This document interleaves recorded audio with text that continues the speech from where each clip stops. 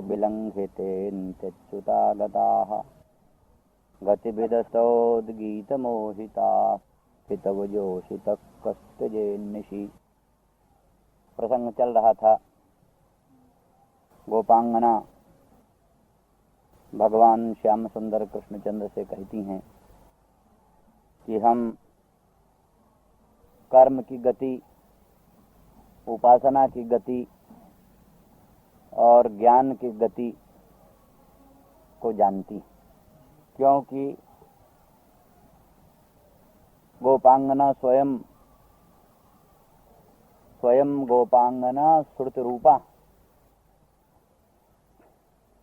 तो श्रुतियों द्वारा ही दूसरे लोगों को भी धर्म की गति, ज्ञान की गति, उपासना की गति विदित होती। जो भी आस्तिक धर्म का ज्ञान प्राप्त करते हैं, उपासना के सिद्धांतों का ज्ञान प्राप्त करते हैं, ज्ञान के सिद्धांतों को समझते हैं, वो सब श्रुतियों के ही बल पर, क्योंकि शास्त्र कहते हैं प्रत्यक्षेणानुमित्यावा यस्तुपायो न बुध्यते एनम विदन्ति वेदेन तस्माद् वेदस्य वेदता। वेद की वेदता यही है कि जिस वस्तु को प्रत्यक्ष प्रमाण से नहीं जाना जा सकता, जिस वस्तु को अनुमान प्रमाण से नहीं जाना जा सकता, उन सब वस्तुओं को वेद के द्वारा जानते हैं। यही वेद की वेदता। तो प्रत्यक्षानुमान द्वारा अनधिगत अर्थ की बोधकता, यही वेद की वेदता। तो ये स्वयं श्रुति रूपा गोपांगना कहती हैं गतिविदो वयम, धर्म की गति, उपासना की गति, ज्ञान की गति। गति अर्थात उनका महातात्पर्य, कर्मों का महातात्पर्य, उपासनाओं का महातात्पर्य एवं ज्ञान कांड का महातात्पर्य, जिसमें है उस तत्व को ठीक ठीक जानते। उस दिन वर्णन किया कि इसीलिए त्वमेतमात्मानं ब्राह्मणा यज्ञेन दानेन तपसा नासिकेन विविदिशन्ति इत्यादि रीति से शास्त्रज्ञों ने स्पष्ट निर्धारित किया है कि यज्ञ, तप, दान, व्रत आदिकों का लौकिक फल पुत्र, पशु, धन, स्वर्ग आदि एक, और यज्ञ, तप, दान, व्रत सब का महाफल, परम फल अंतःकरण की शुद्धि, नित्यानित्य वस्तु विवेक संपत्ति, यह मूत्रार्थ फल भोग वैराग्य संपत्ति,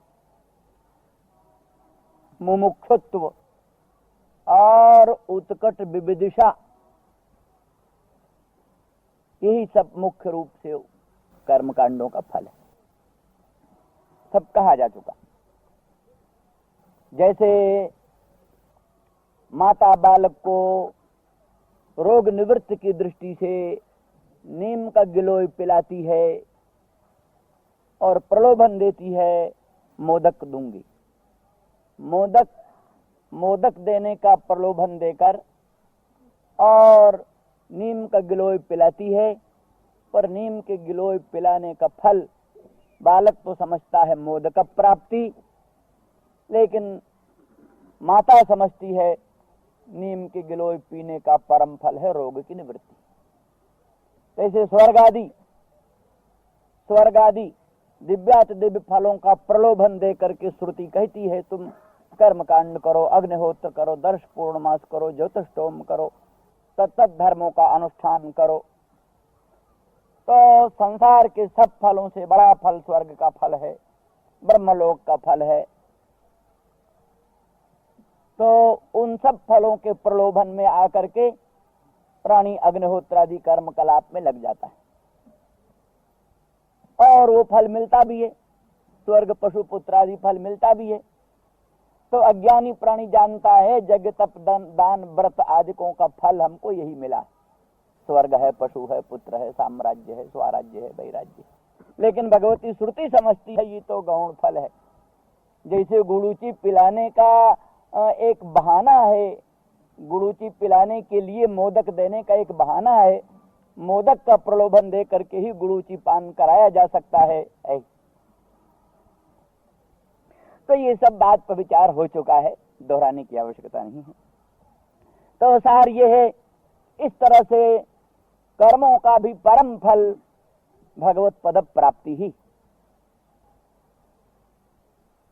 कुल धर्म, जाति धर्म, वर्ण धर्म, आश्रम धर्म, सभी धर्मों का अंतिम परम फल भगवत पद प्राप्ति।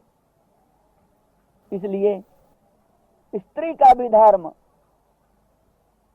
सास की सेवा करना, ससुर की सेवा करना, पति का परम सम्मान करना ईश्वर समझकर, बालक बालिकाओं का लालन पालन पोषण शिक्षण करना, कुटुंब का सम्यक प्रबंध करना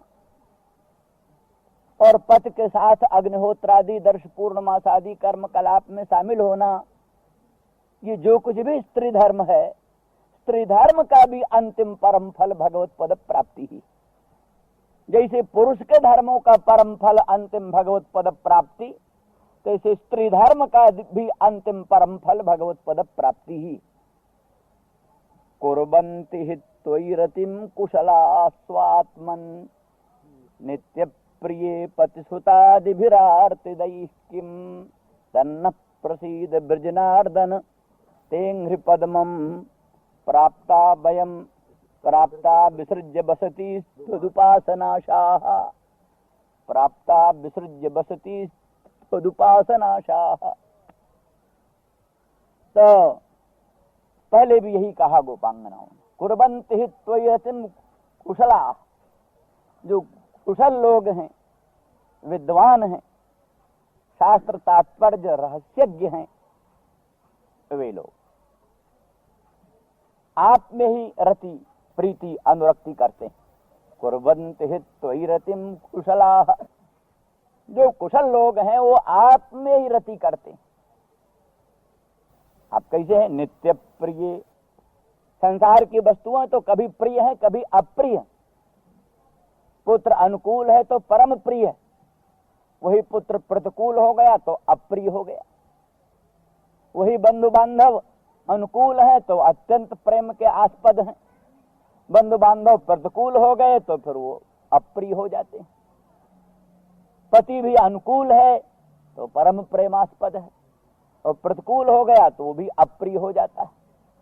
लेकिन आप नित्य प्रिय, और में तो कभी प्रेमास्पदता आ जाती है, कभी द्वेषास्पदता आ जाती है, परंतु भगवान सदा सर्वदा निरतिशय निरुपाधिक पर प्रेम के आस्पद हैं।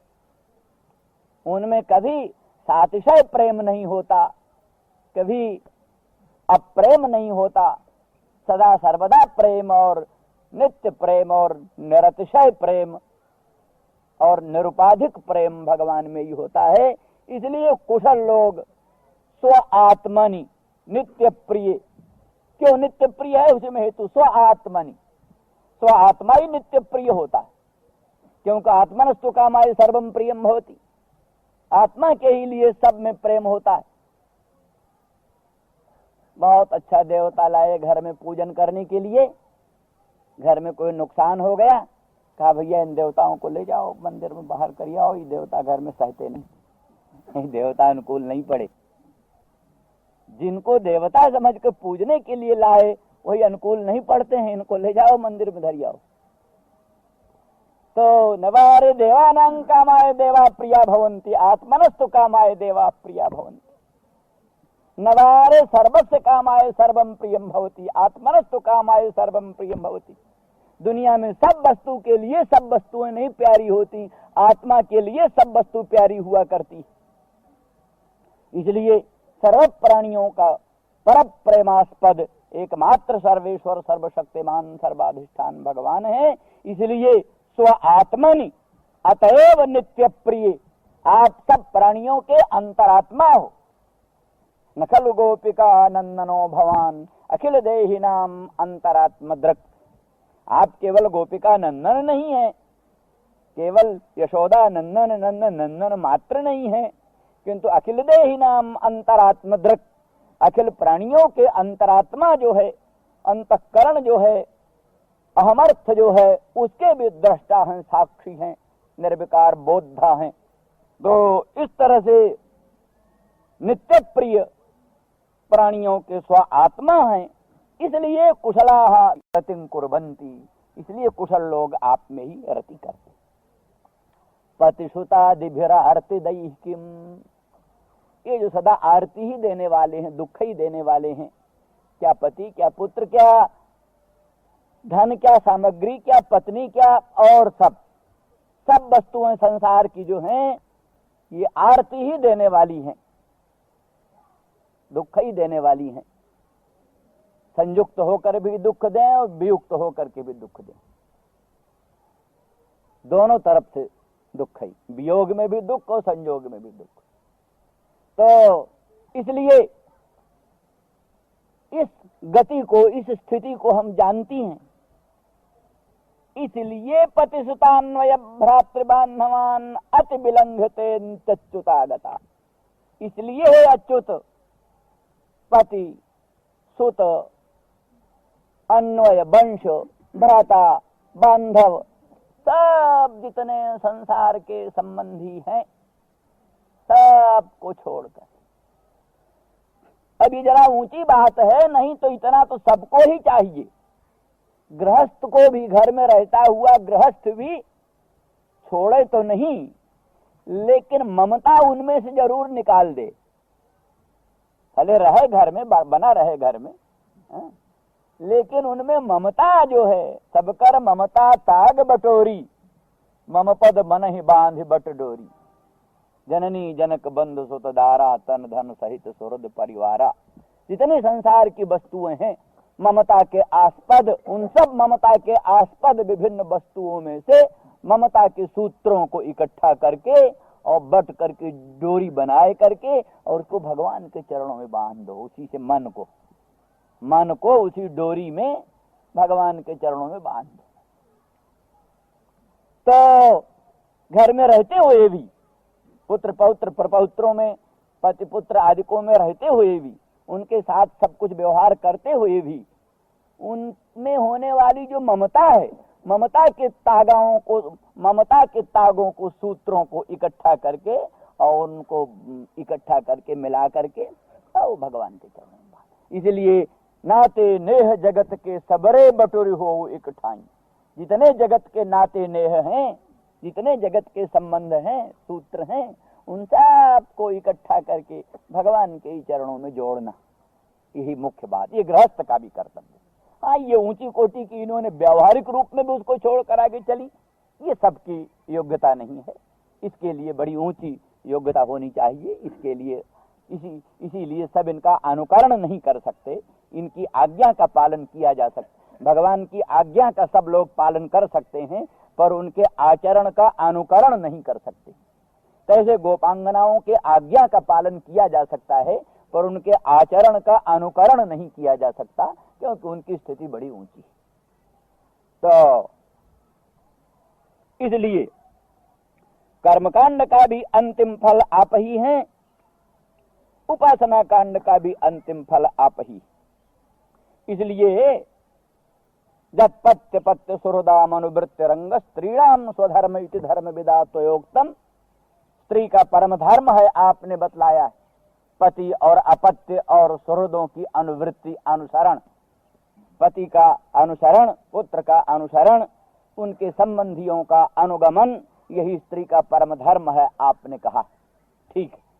लेकिन सब उपदेशों के पदे महातात्पर्य विषयी भूते, सर्वेषाम उपदेशानाम पदे महातात्पर्य विषयी भूते परस्मिन् ब्रह्मण्येव एतत् सर्वम अस्तु, अस्त्वेव मेतदुपदेश पदे त्वयि से।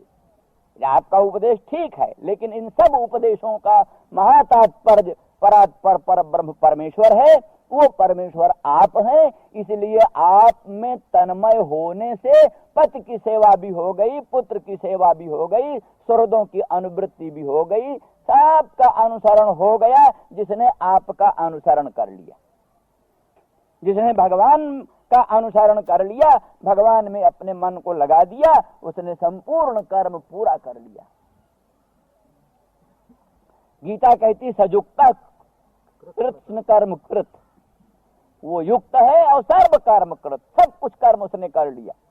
यूं तो कोई प्राणी व्यक्तिगत रूप से सर्व कर्म नहीं कर सकता, व्यक्तिगत रूप से कोई प्राणी सर्व कर्म कृत नहीं हो सकता। मान लिया ब्राह्मण है तो वो क्षत्रिय कर्म नहीं कर सकता, राजसूय आदि क्षत्रिय कर्म को नहीं कर सकता ब्राह्मण, और क्षत्रिय है तो वो चल वाजपेयी आदि ब्राह्मण कृत्य को नहीं कर सकता। वैश्य है वो कई कर्मों को नहीं कर सकता, कई कर्मों को वैश्य ही कर सकता है, दूसरे नहीं कर सकते। तो ये जो बात की कृष्ण कर्म कृत सर्व कर्म कृत, ये ज्ञान विज्ञान की ही स्थिति ऐसी है कि जिसमें प्राणी सर्व कर्म कृत हो जाता, सर्व कर्म कृत। वो क्यों? वही छांदोग्य में एक उदाहरण, यथा कृताय विजिताय अधरेया संजंति। छांदोग उपनिषद में कथा है, जैसे कोई जुआ खेलता है, जुआ दूत, तो द्यूतों में 4 स्थान होते हैं। एक का संज्ञा है कलयुग, एक का संज्ञा है द्वापर, एक का संज्ञा है त्रेता, एक का संज्ञा है कृतयुग। कृतयुग, त्रेता, द्वापर, कलयुग।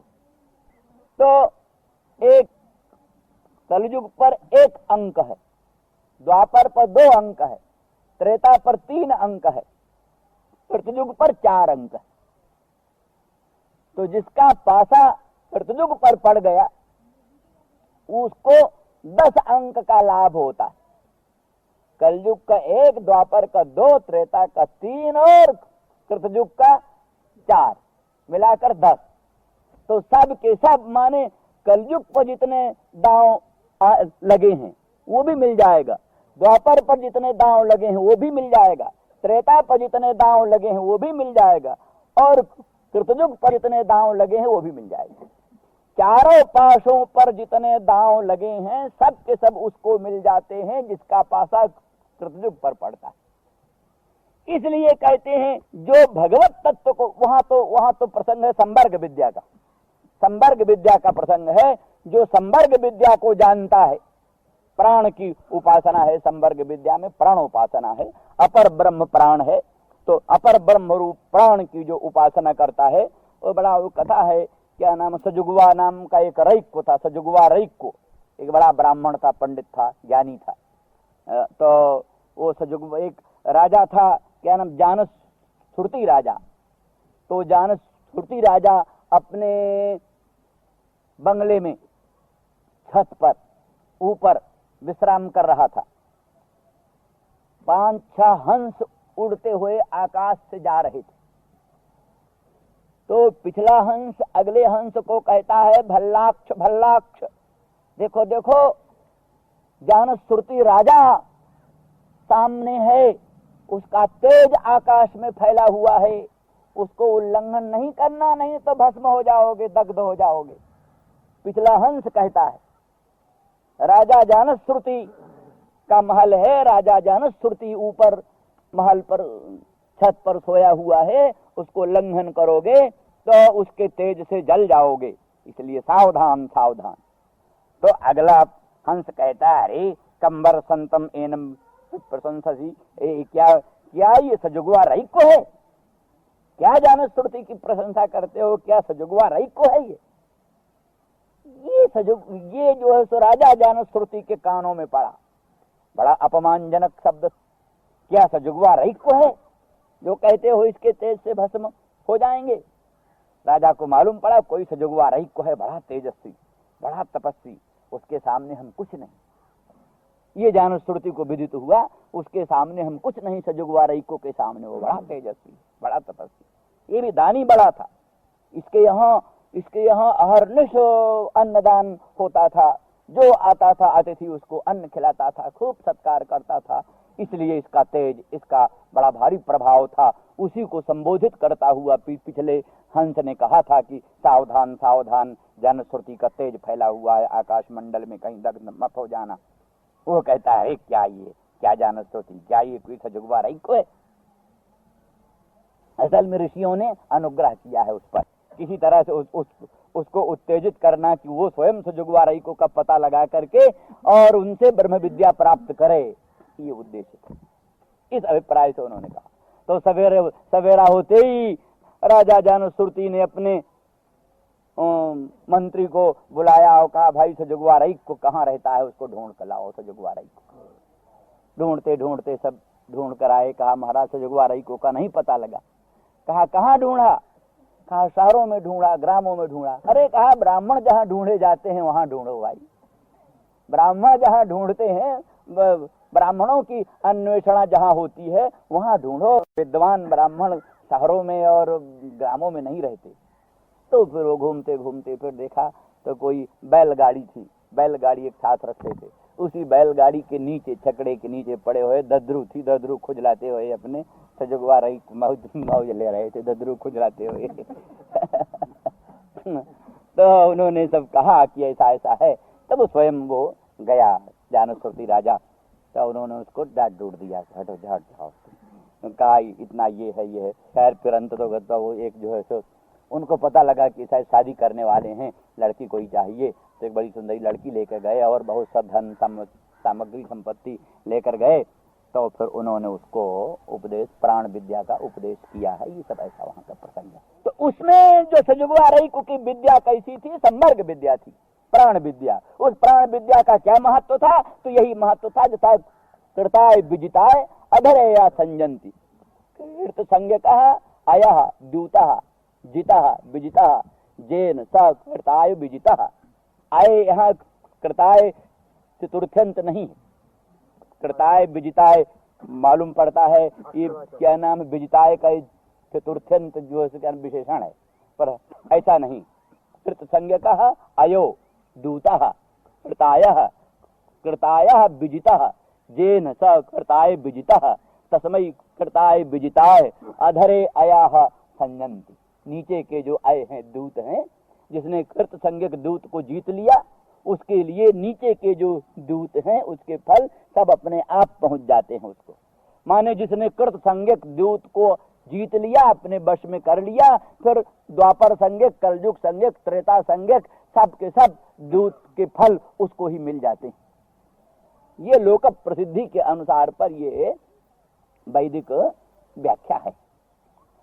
तो इसी तरह से सर्व कर्म कृत तो कोई नहीं बन सकता। सजुक्त कृत्न कर्म कृत, गीता कहती है कर्मेण कर्म जह पश्येत अकर्मण च कर्म जह सबुद्धिमान मनुष्येषु सजुक्त कृत्न कर्म कृत। जो कर्म में अकर्म को देखता है, जो अकर्म में कर्म को देखता है, वही सब मनुष्यों में बुद्धिमान है। और वही कृत्न कर्म कृत, सर्व कर्म कृत वही। सर्व कर्म कृत कोई हो ही नहीं सकता। सर्व कर्म कृत कौन बनेगा? इसी ढंग से सर्व कर्म कृत हो सकता है जिसने जो कृत संज्ञक दूत को जीत लिया। उसके लिए जितने भर द्वापर त्रेता और कलयुग वाले दूत के फल हैं सब अपने आप मिल जाते हैं। इस तरह से जिसने ब्रह्म विद्या प्राप्त कर लिया, ब्रह्म स्वरूप साक्षात्कार कर लिया, प्रत्यक्ष चैतन्याभिन्न अखंड परमानंद घन भगवत तत्व का अपरोक्ष अनुभव कर लिया, उसके लिए संपूर्ण कर्मों का फल अपने आप पहुंच जाते हैं। जैसे महासमुद्र में सब जलों का अंतर्भाव हो जाता है, जितने जल हैं सब जलों का अंतर्भाव सर्वतः संपूर्णोदक स्थानीय महासमुद्र में हो जाता है। बापी कूप तड़ाग आदि संपाद्य जितने भर भी जल के प्रयोजन हैं वे सब सर्वतः संपूर्णोदक स्थानीय महासमुद्र में अंतर्भूत हो जाते हैं। खारा समुद्र नहीं, इसलिए हम सर्वतः संपूर्णोदक स्थानीय कहते हैं। खारे समुद्र से कहाँ काम चलता है? बापी कूप तड़ाग का। बापी कूप तड़ाग द्वारा जो काम संपन्न होता है वो खारे समुद्र से नहीं संपन्न होता। खारा समुद्र के पास बैठे बैठे प्राणी प्यासा रहता है। इसलिए सर्वतः संपूर्णोदक जो एक शुद्ध जल है, पवित्र जल है, कारण समुद्र जो है, कारण समुद्र जो है वो सर्वतः संपूर्णोदक स्थानीय महासमुद्र कारण समुद्र, उसको प्राप्त कर लेने पर वापिकूप तड़ागादि द्वारा संपादनीय जितना कर्म है सब कुछ उसी फल में अंतर्भूत हो जाता है। इसी तरह से जिसने ब्रह्म तत्व को जान लिया, भगवत तत्व का अपरोक्ष साक्षात्कार कर लिया, संपूर्ण कर्मों का फल, संपूर्ण उपासनाओं का फल उसी के फल में अंतर्भूत हो जाता है। इसलिए संपूर्ण कर्मों का फल आप हैं। इसलिए कर्म का सिद्धांत जानकर, उपासना का सिद्धांत जानकर, ज्ञान का सिद्धांत जानकर गतिविदः वयम् अतिसुतान्वय भ्रातृ बांधवान अति विलंग। पतिसुत अन्वय भ्राता बंधु बांधव सबका अति लंघन करके, उल्लंघन करके, माने धर्मादि की भी अनवेक्षा करके, क्योंकि लिखा है तावत कर्माणि कुर्वी तो न निर्विद्येत जावता मत कथा श्रवणादौ वा श्रद्धा जावन न जायते। तब तक ही कर्म करने का बंधन है, जब तक पूर्ण रूप से वैराग्य होकर भगवत पद में अनुरक्ति न हो जाए। तावत कर्माणि कुर्वी तो, तब तक कर्म कांड करते रहना चाहिए। न निर्विद्येत जावता, जब तक पूर्ण रूप से वैराग्य न उत्पन्न हो जाए, जब तक भगवान की मंगलमयी कथा सुधा में अनन्य प्रीति अनुरक्ति भक्ति न पैदा हो जाए, तब तक कर्मकांड ही सांगोपांग रूप से करते रहना चाहिए। लेकिन कर्मकांडों का परम फल भगवत पादारविंद में अनुरक्ति संपन्न हो जाने पर, भगवत कथा सुधा में अनन्य प्रीति हो जाने पर, परम वैराग्य हो जाने पर, भगवान में भक्ति हो जाने पर फिर कर्मों का प्रयोजन पूरा हो जाता है। कृतार्थान अस्तमायांति प्रावृडन्ते घनायु, जैसे वर्षा के अंत में बादल खत्म हो जाते हैं, ऐसे कर्मों का परम फल जो भगवत तत्व जिज्ञासा या इष्यमाण वेदन प्राप्त कर लेने पर, या भगवत वेदन की उत्कट इच्छा प्राप्त कर लेने पर संपूर्ण कर्म खत्म हो जाते हैं, समाप्त हो जाते हैं। तो फिर ये जितने कर्म न करने में बड़े दोष होते हैं, कर्म छोड़ दिया और ज्ञान कांड तक पहुंच न पाए तो इतो भ्रष्ट ततो भ्रष्ट, इधर से भी नष्ट हो गए, उधर से भी नष्ट हो गए, वो बहुत खराब गति होती है। इसलिए कर्म छोड़ना नहीं चाहिए। हमने पहले कहा कि न कर्माणि त्यजेत जोगी कर्म भी त्यजते ह्यसौ, जोगी कर्मों का परित्याग न करे। ऐसी अवस्था आती है कि कर्म ही जोगी को त्याग कर अलग हो जाते। उर्वारुक में वो बंधनान मृत्यु और मुक्षीयमामृतात्, जैसे वो उर्वारुक फल को उसका बंधन जो है व्रंत, वही उसको छोड़कर पृथक हो जाता है। व्रंत जो है उसका बंधन, वही उसको फल को छोड़कर पृथक हो जाता है। फल को उससे जुदा होने की आवश्यकता नहीं पड़ती। तो इस तरह से कर्मों के छोड़ने की आवश्यकता नहीं है, कर्म स्वयं छोड़ जाते। और कर्मों के न करने से कर्म के देवता अनर्थ में डाल देते हैं, बंधन भी और भयंकर बना देते हैं। लेकिन जो भगवत पद का पूर्ण अनुरागी हो जाता है, उसके लिए वो देवता बंधन नहीं कर सकते।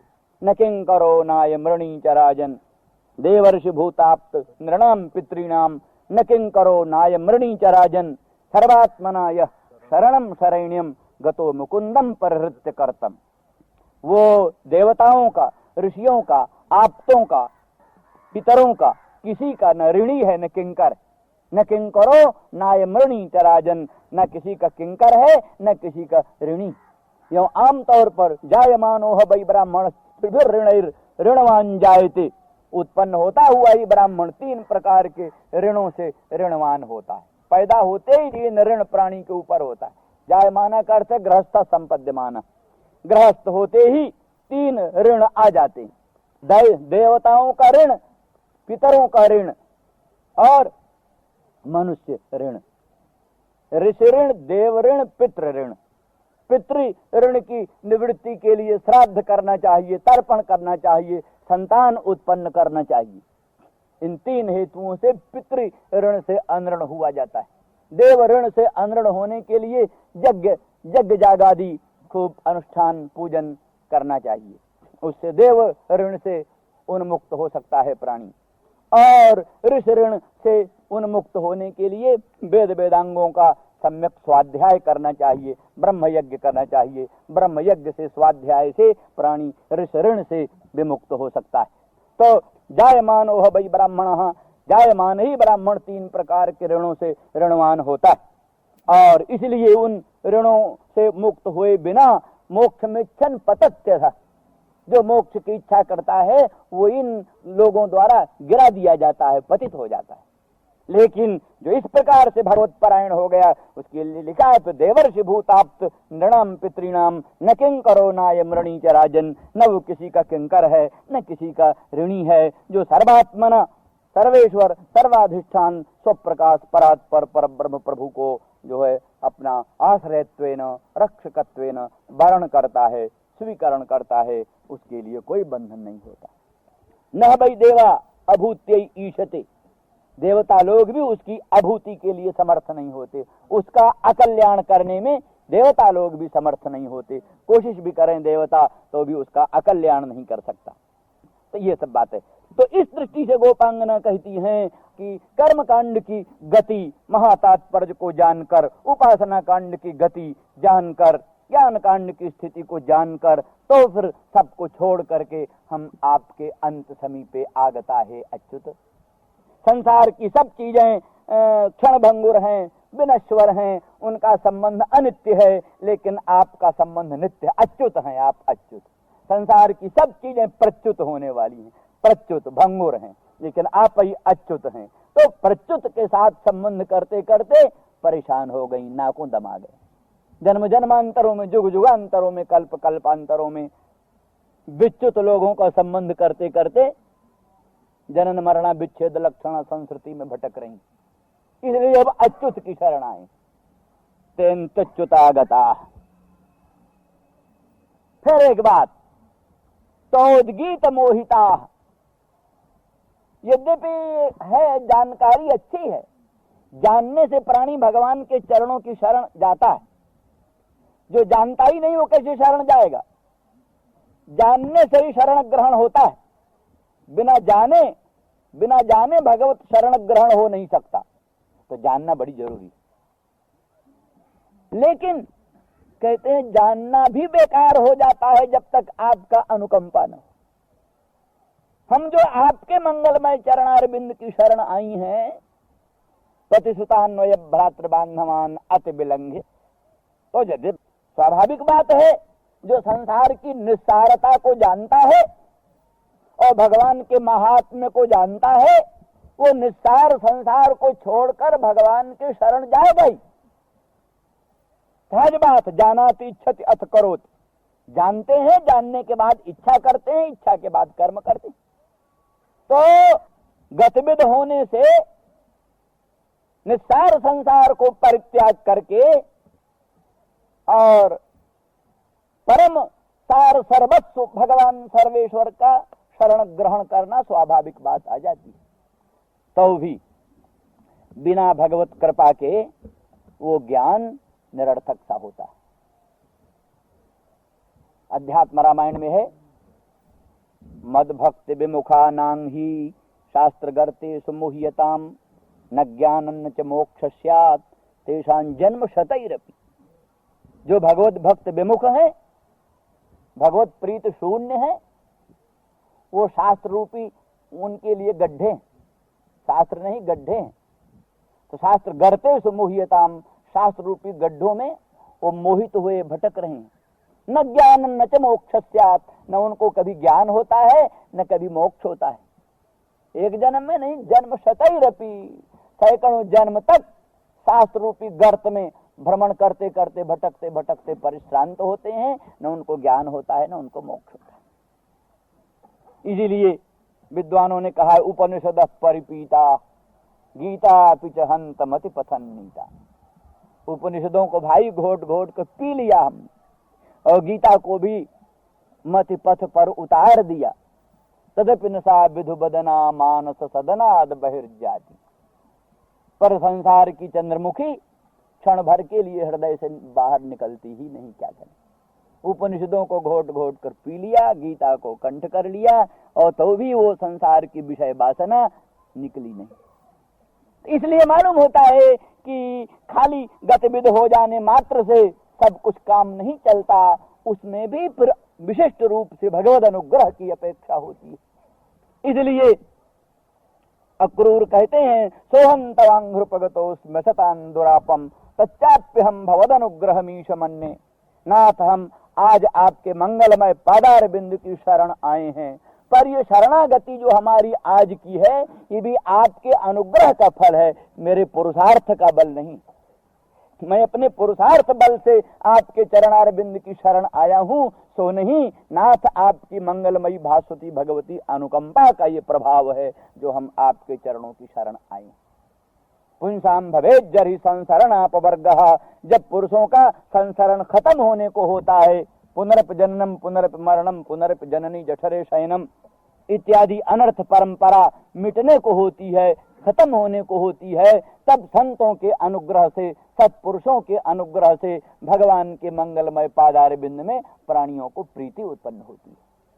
इसलिए सोहं तवांघ्रुपगतोस्मि सतान दुरापम तच्चाप्यहम भवदनुग्रह मीश मन्ने पुंसाम भवेज्जरि संसरणापवर्ग तरि यब्जनाभ त्वय्यब्जनाभ सदुपासनया रति स्यात्। इसलिए गतिविदः वयम तोद्गीत मोहिताः ते अंति आगताः, माने हमारे आगमन में केवल मात्र गति विज्ञान ही हेतु नहीं, कर्म कांड की गति को हम जानती हैं, उपासना कांड की गति को हम जानती हैं, ज्ञान कांड की गति को जानती हैं, इसलिए आपके चरणार बिंद में आ गई, इसलिए भाव बंधन से विमुक्त होकर पति पुत्रादिकों को परित्याग करके आपके चरणों में आ गई हैं, सो बात नहीं। तोद्गीत मोहिता, आपकी उद्गीत से मोहित होकर आई हैं, अर्थात इन सब बातों के अनंतर भी आपका अनुग्रह होता है, तब प्राणी आपकी ओर प्रवृत्त होता है।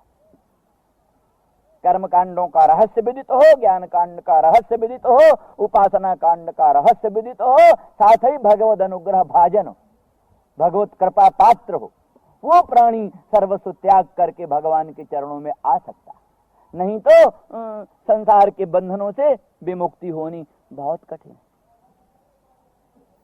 कितने खटमल और कितने जुआवलीक जिस गुदड़ी में हो, पुरानी गुदड़ी, 100 साल की पुरानी गुदड़ी, जिनमें काफी खटमल हैं और काफी छिद्र हैं और कितने उपद्रव हैं, वो गुदड़ी भी बिना पूरे वैराग्य के छोड़ी नहीं जाती।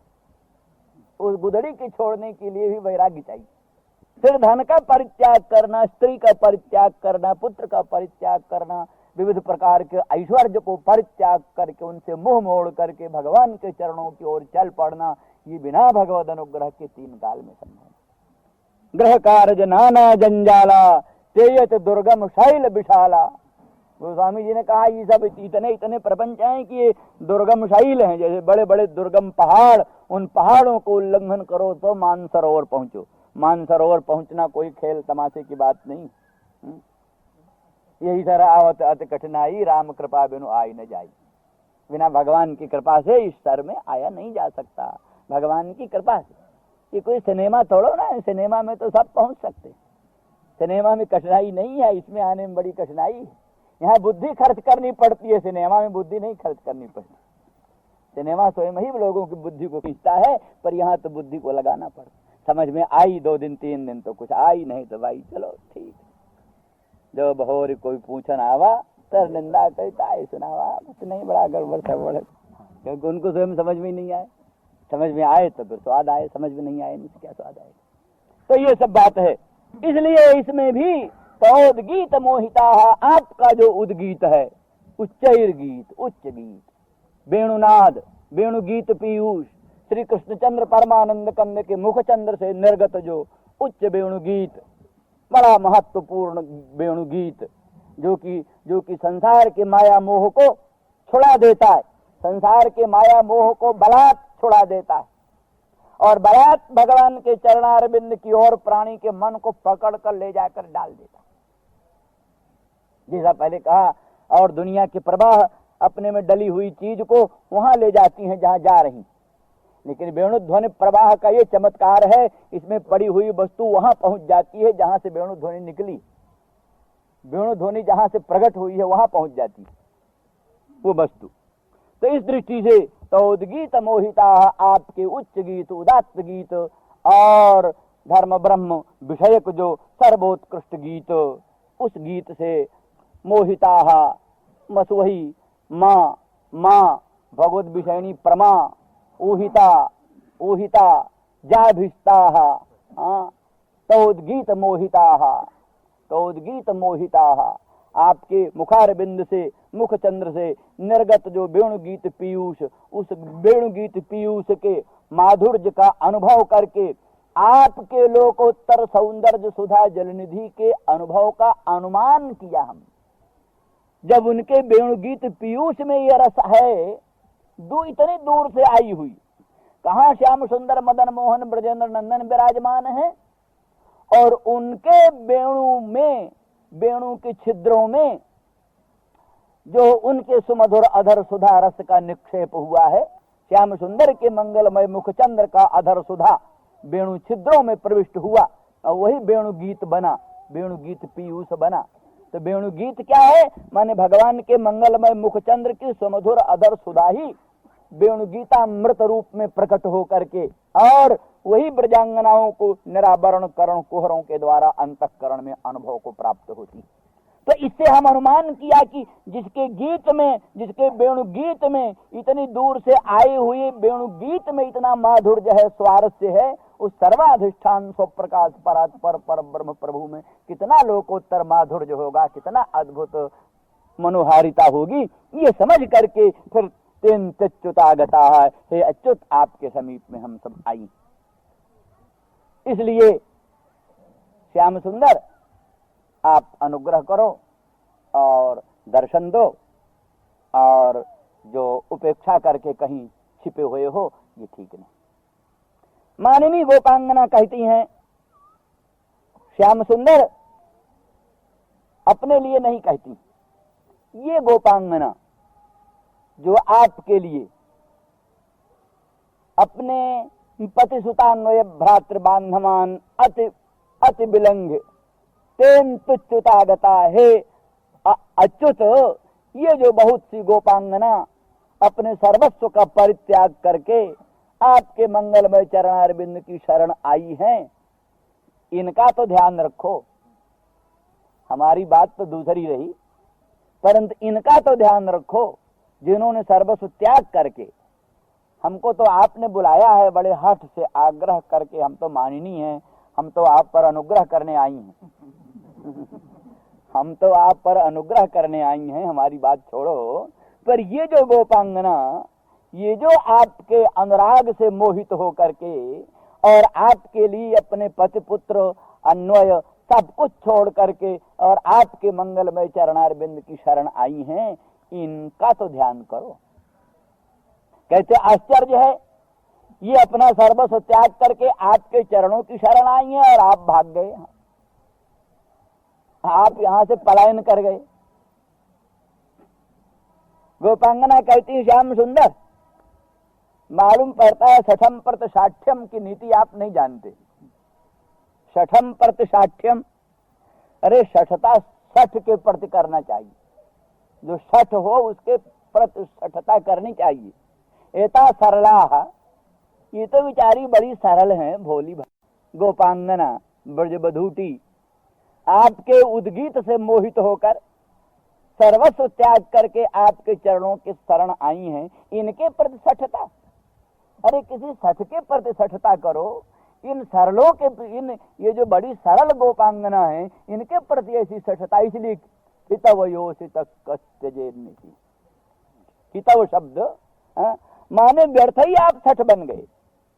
किसी छठ के प्रति आपको ये छठता करनी चाहिए थी, इन सरला गोपांगनाओं के प्रति आपको छठता करनी उचित नहीं है, इसलिए व्यर्थ ही आप छठ बन गए।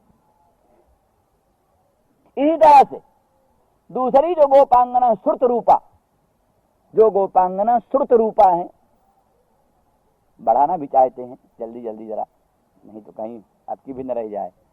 तो वो जो गोपांगना श्रुत रूपा है वो कहती, पतिसुतान्वय भ्रातृबान्धवान अति विलंघितेन तिच्युतागता, माने वो श्रुतियां जो अन्य पूर्विका, दो तरह की श्रुतियां, एक अन्य पूर्विका, एक अनन्य पूर्विका। अन्य पूर्विका श्रुतियां वो हैं जिनका संबंध इंद्र वरुण आदि भिन्न भिन्न देवताओं से प्रतीत हो रहा। अनन्य पूर्विका श्रुतियां वो हैं जिनका साक्षात संबंध परात्पर पर ब्रह्म परमेश्वर से है। सत्यं ज्ञानम अनंतम ब्रह्म, विज्ञानमानंदम ब्रह्म इत्यादि श्रुतियां साक्षात पर ब्रह्म परमेश्वर का ही बोधन करती हैं, उनसे ही संबंध रखती हैं। ये अनन्य पूर्विका। और इंद्रो वसितस्य राजा सेवनन्ते सदनं कृणोमि घृतस्य धारया सुसेवं कल्पयामि इत्यादि इत्यादि जो श्रुतियां हैं, ये श्रुतियां पहले अपना संबंध इंद्र वरुण आदि भिन्न भिन्न देवताओं के साथ रखती। उनका प्रतिपाद्य देवता किसी का अग्नि, किसी का वरुण, किसी का इंद्र, अग्निमीड़े पुरोहितम इत्यादि इत्यादि, इनका सबका भिन्न भिन्न देवताओं के साथ संबंध है।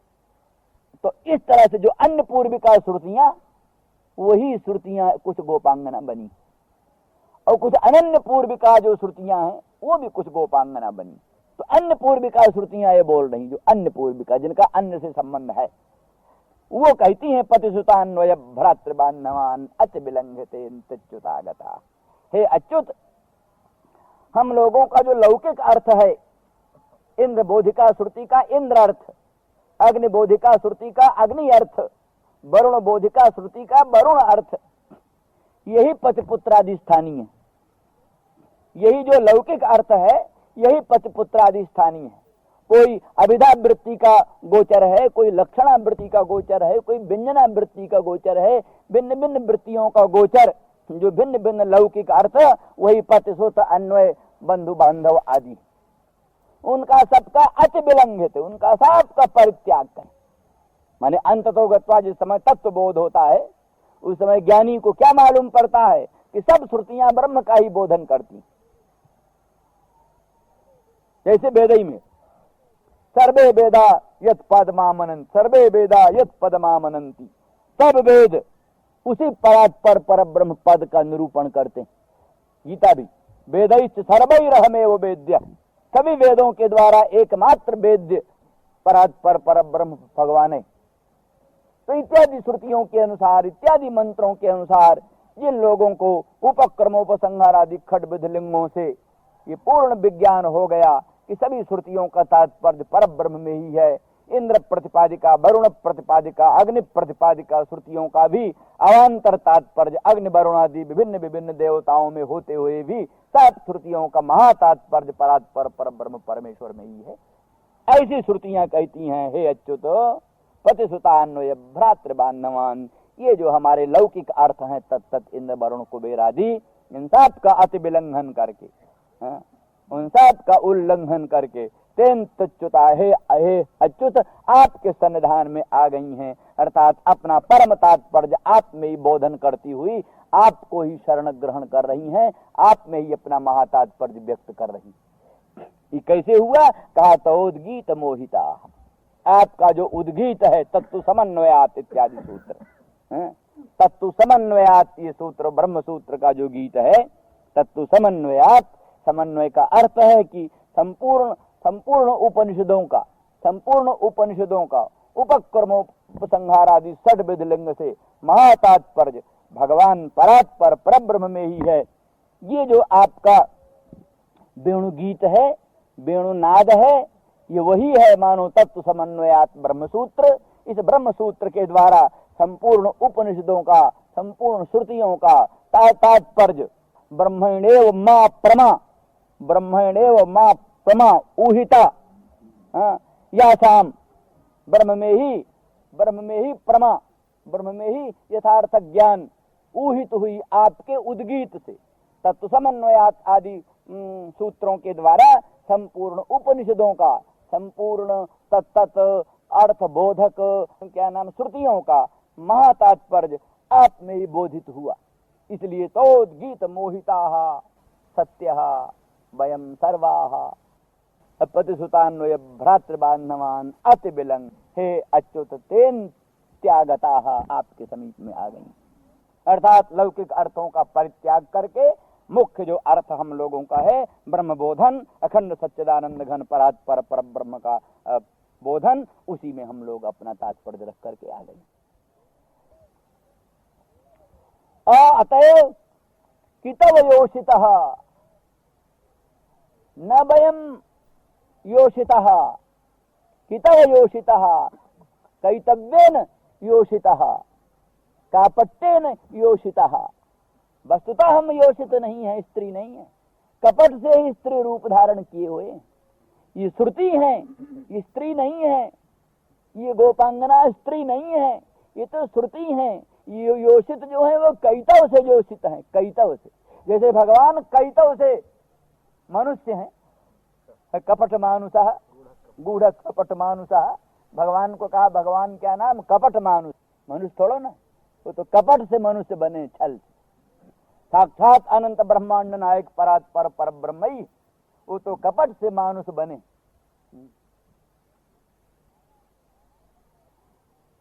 माया सतानाम नर दारकेण, माया सतानाम नर इत्थं सताम ब्रह्म सुखानुभूत्या दास्यंगतानाम परदैवतेन माया सतानाम नर दारकेण साकम विजर्रुख पुण्य पुंजाः।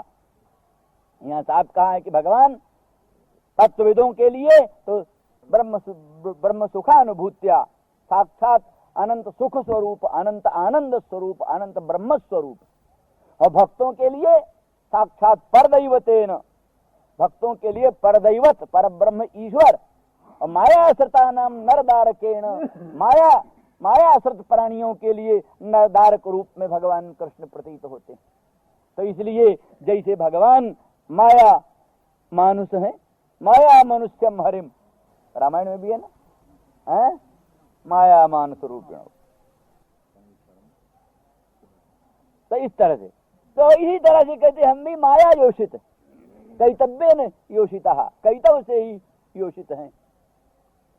एवं भूतासमान कह अविद्वान को वा विद्वान निशि अविद्या लक्षणायाम निशि कह त्यजेत कह क्षिपेत।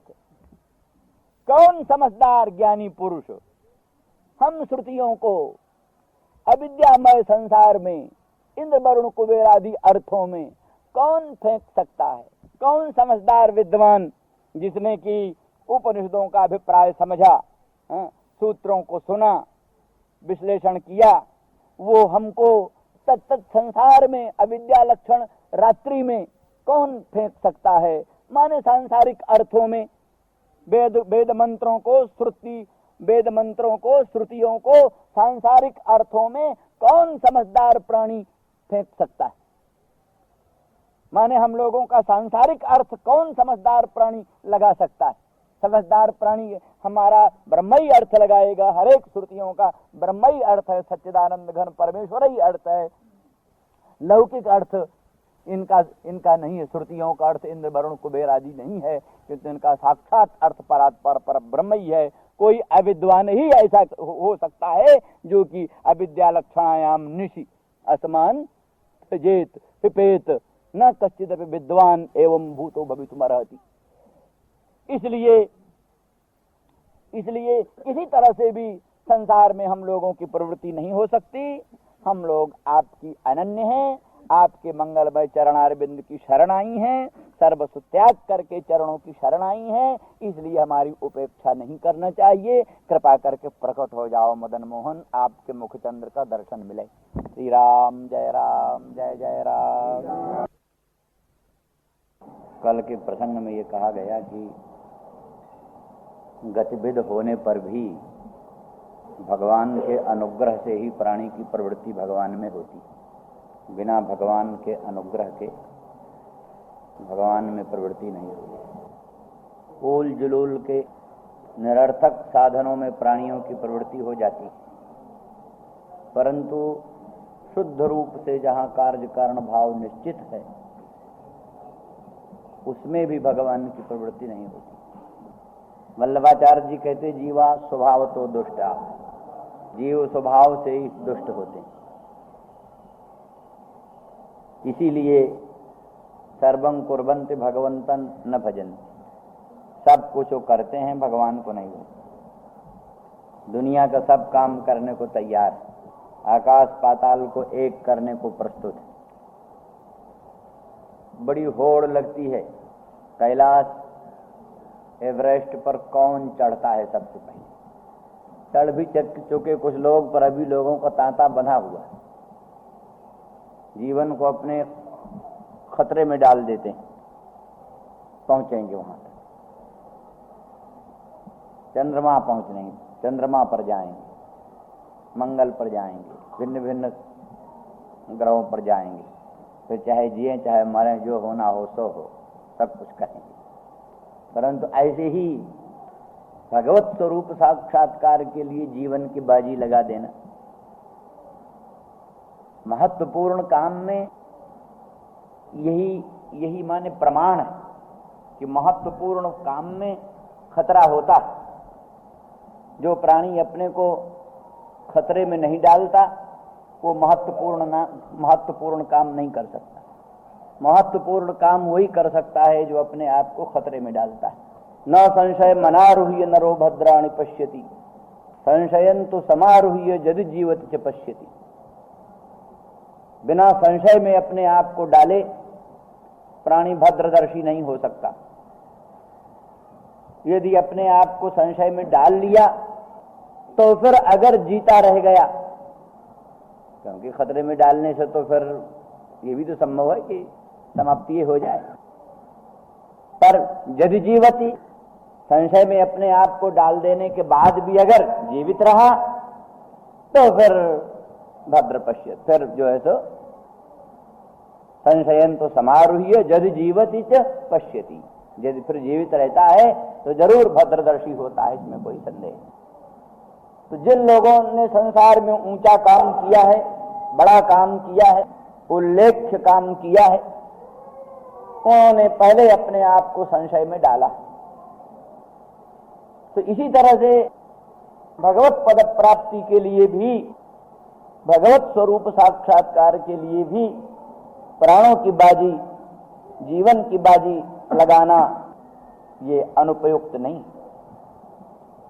इसीलिए जिन लोगों ने कहा, पार्वती जी जैसे कहती हैं, जन्म कोट लग रगड़ हमारी, बरों शम्भ न तो रहूं कुमारी।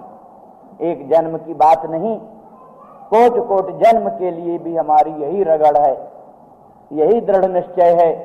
एक जन्म में नहीं तो दूसरे जन्म में, ऐसे करोड़ जन्म तक भी बीतेंगे तो भी या तो भूत भावन विश्वनाथ सदाशिव शंकर को पति रूप में वर्ण करेंगी अथवा सदा सर्वदा कुमारी रहेंगी।